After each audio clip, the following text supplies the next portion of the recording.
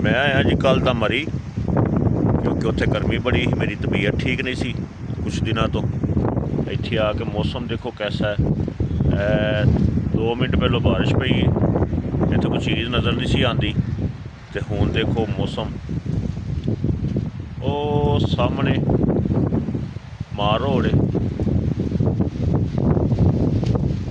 GPO चौक ते इधर ਇਹ ਜਿਹੜੇ ਭਾਰ ਨੇ ਇਹ ਜਨਾਬ ਹੈਗੇ ਨੇ यूपी नत्थिया गली ਦੇ खैबर पख्तूनख्वा वाली साइड ਦੇ।